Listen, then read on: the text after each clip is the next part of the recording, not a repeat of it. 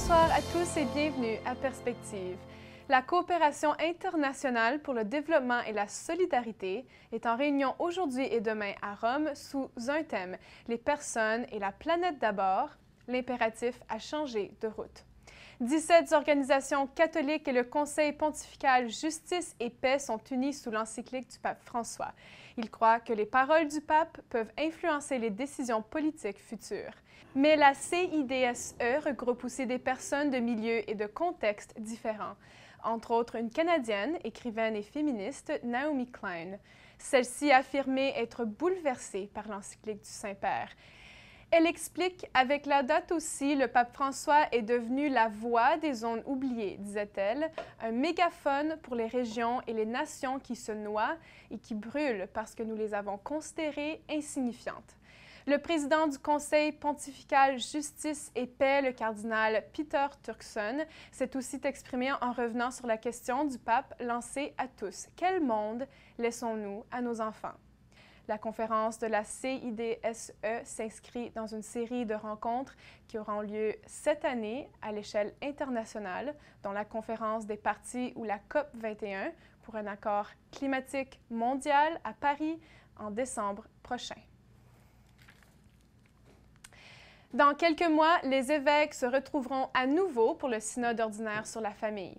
Le document de travail ou l'Instrumentum Laboris a été publié le 23 juin dernier. Mais sa version en français vient tout juste de paraître. Ce document de travail provient des réflexions entamées par les évêques lors du synode extraordinaire en octobre dernier, lesquels se sont retrouvés dans la Relatio Synodi, le rapport final. Mais le nouveau document de travail est le fruit d'une consultation à l'échelle mondiale d'une centaine d'organismes, de plus de 300 diocèses et paroisses, mouvements, associations, institutions académiques et chercheurs. Le dernier synode n'était que le point de départ d'une longue conversation sur les défis de la famille aujourd'hui.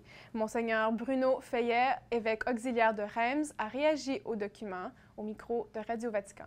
C'est un document de préparation pour le synode, c'est-à-dire qu'il y a un certain nombre d'options qui sont parfois présentées simultanément en disant voilà, là il y a un débat, c'est vrai pour les personnes divorcées remariées, c'est pas du tout si homogène que ça, et je crois que c'est vrai pour d'autres points.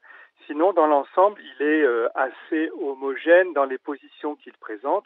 Je crois qu'on n'aura pas de difficulté au synode à admettre qu'il faut une bonne formation des prêtres pour accueillir les personnes blessées, qu'il faut former les couples à la préparation au mariage, qu'il est heureux qu'ils puissent avoir un accompagnement dans les années qui suivent. Percevez-vous dans cette feuille de route un enrichissement issu notamment des réponses aux questionnaires envoyés par le Vatican dans le monde entier après le premier synode d'octobre 2014 ?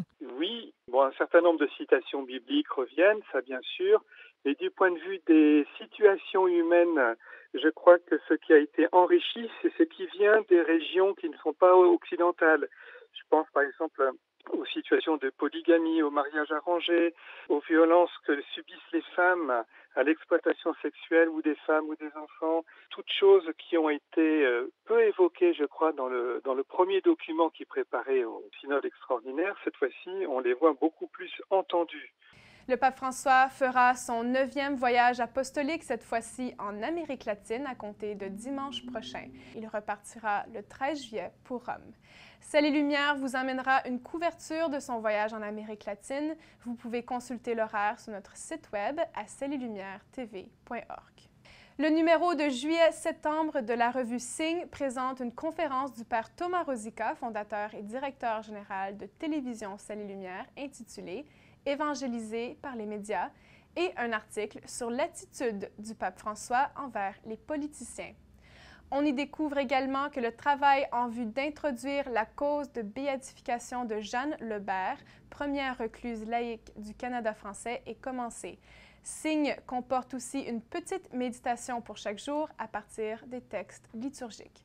Pour renseignements ou pour s'abonner, communiquez avec le Centre Léonie au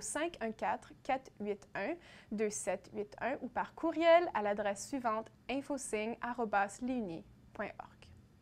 C'est tout pour cette émission. À la prochaine.